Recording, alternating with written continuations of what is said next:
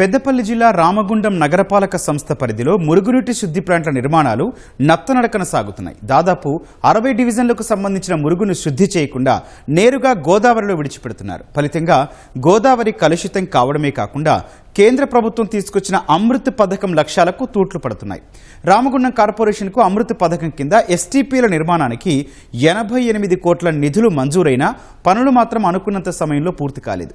ఈ ఏడాది జూన్ నాటికి అందుబాటులోకి రావాల్సిన ఎస్టీపీలు మరో ఏడాదైనా పూర్తయ్యే అవకాశం కనిపించడం లేదు. రామగుండం కార్పొరేషన్లో ముందుకు సాగని ఎస్టీపీలపై మా ప్రతినిధి స్వామికిరణ్ గ్రౌండ్ రిపోర్ట్. పేరుకు పెద్దపల్లి జిల్లా కేంద్రమైన ఎక్కువ మంది జనాభా ఉండేటువంటి కార్పొరేషన్ మాత్రం రామగుండం కార్పొరేషన్. ఈ రామగుండం కార్పొరేషన్లో సింగరేణికి సంబంధించి అలాగే ఎన్టీపీసీకి సంబంధించి దీంతోపాటు ఆర్ఎఫ్సిఎల్కి సంబంధించి పెద్ద ఎత్తున కేంద్ర ప్రభుత్వానికి సంబంధించినటువంటి ఉద్యోగులు, సింగరేణి కాలనీస్ ఇవన్నీ కూడా ఉంటాయి. సుమారు 2,40,000 జనాభా ఉన్నటువంటి అతిపెద్ద కార్పొరేషన్ ఇది. 60 డివిజన్లలో ఈ జనాభాకు సంబంధించినటువంటి వార్డులన్నీ డివిజన్స్ అన్నీ కూడా విభజించబడ్డాయి. సుమారు 65,000కు పైగా నివాసాలు ఇక్కడ ఉంటాయి. అయితే ఈ 65,000 నివాసాలకు సంబంధించినటువంటి మురుగునీరంతా కూడా వాస్తవంగా అంటే నిబంధనల ప్రకారం అక్కడ నీటిని శుద్ధి చేసిన తర్వాతనే గోదావరి లాంటి నదుల్లో కలపాలి. కానీ వాస్తవంగా క్షేత్రస్థాయిలో అది జరగడం లేదు.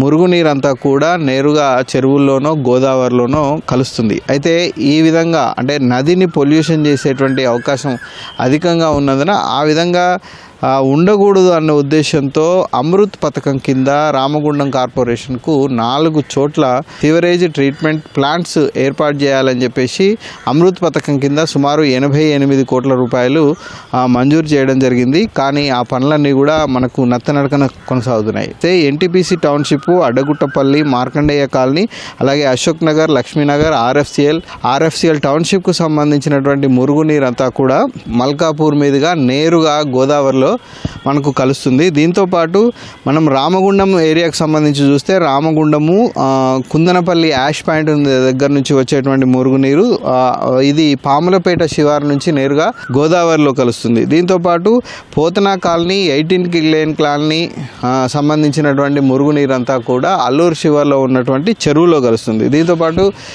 ఈ రామగుండం కార్పొరేషన్లోనే భాగమైనటువంటి జనగామకు సంబంధించినటువంటి మురుగునీరంతా కూడా నేరుగా గోదావరిలో కలుస్తుంది. అంటే ఒక్కొక్క కాలనీకి సంబంధించి చూస్తే మ్యాక్సిమం అదే చెరువులలో అటు గోదావరిలో నేరుగా మురుగు కలుస్తుంది. ఈ మురుగు కలవకుండా మొత్తం అమృత్ పథకం కింద 88 కోట్లతో మల్కాపూర్ దగ్గర 21 MLD, తర్వాత రామగుండం దగ్గర 4 MLD, అలాగే 18 కాలనీకి సంబంధించి 6 MLD, అలాగే జనగామకు సంబంధించి 1.5 MLD ఎస్టీపీ అంటే సీవరేజ్ ట్రీట్మెంట్ ప్లాంట్ల నిర్మాణం చేయాలని చెప్పేసి సంకల్పించారు. ఈ పనులు ప్రారంభమై దాదాపు 3 ఏళ్లకు పైగా గడుస్తుంది. 2023లో ప్రారంభం కావడం జరిగింది. కానీ ఇప్పటి వరకు కూడా ఈ పనులన్నీ కూడా నత్తనడకన కొనసాగుతున్నాయి. ఒక మల్కాపూర్ MLDకి సంబంధించి మాత్రమే ప్రస్తుతం వర్క్ ప్రోగ్రెస్లో ఉంది. అక్కడ వర్క్ నడుస్తుంది. ఇక మిగతా రామగుండం కానీ, తర్వాత 18 లేన్ కాలనీ కానీ, ఇటు జనగామ కానీ, జనగామ అయితే అసలు జనగామ MLDకి సంబంధించిన వర్కే,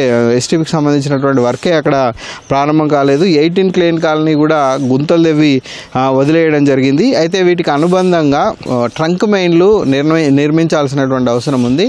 పట్టణం నుంచి వచ్చేటువంటి మురుగును అండర్ గ్రౌండ్ డ్రైనేజ్ కానీ, ఓపెన్ డ్రైనేజ్ ద్వారా కానీ వచ్చేటువంటి చిన్న చిన్న కాలువల ద్వారా వచ్చేటువంటి మురుగునంతా కూడా పెద్ద ఎత్తున పెద్ద ఓపెన్ డ్రైన్లకు కలిపి అవి ఎస్టీపీలకు లింక్ చేయాల్సినటువంటి అవసరం ఉంది. దీనికి సంబంధించి ఈ రామగుండం కార్పొరేషన్లో మొత్తం 22 కిలోమీటర్ల ట్రంక్ మెయిన్లను మనం నిర్మించాల్సి ఉండగా ఆ పనులు కూడా ప్రస్తుతం నత్తనడకన కొనసాగుతున్నాయి. ప్రస్తుతం అల్లూరు నుంచి కృష్ణానగర్కు సంబంధించినటువంటి ఓపెన్ డ్రైన్ నిర్మాణం మాత్రం పూర్తయింది. దీంతోపాటు ఇందిరానగర్ నుంచి మల్కాపూర్కు ఈ చేయాల్సినటువంటి అండర్ గ్రౌండ్ డ్రైనేజ్ పనులు నత్తనడకన కొనసాగుతున్నాయి. ఎన్టీఆర్ నగర్ నుంచి 2A బ్రిడ్జ్ వరకు నిర్మించాల్సినటువంటి ఓపెన్ డ్రైనేజ్ పనులు అసలు అంటే అవి కూడా నత్తనడకనే కొనసాగుతున్నాయి. మొత్తంగా చూస్తే మురుగు నీటి శుద్ధి సంబంధించి అమృత్ పథకం కింద విడుదలైనటువంటి 88 కోట్ల నిధులను వినియోగించుకోవడంలో కార్పొరేషన్ దారుణంగా విఫలమవుతుంది. ఈ పనులు ఎక్కడ కూడా వేగవంతం కావడం లేదు. మొత్తంగా చూస్తే రామగుండం మున్సిపల్ కార్పొరేషన్ నుంచి నేరుగా గోదావరిలో మురుగును చేరేటువంటి ప్రక్రియను అడ్డుకట్ట వేయాల్సిన పని నత్తనడకంగా కొనసాగడంపై తీవ్ర విమర్శలు వెల్లువెత్తుతున్నాయి. ఇప్పటికైనా కార్పొరేషన్ అధికారులు కానీ అక్కడ ఉన్నటువంటి ప్రజాప్రతినిధులు కానీ దాన్ని పట్టించుకొని వేగంగా పనులు పూర్తయ్యేలా చేయాలని చెప్పేసి అక్కడ ఉన్నటువంటి స్థానికులు డిమాండ్ చేస్తున్నారు. కెమెరామెన్ తిరుపతితో స్వామి కిరణ్, ఈటీవీ న్యూస్, కరీంనగర్.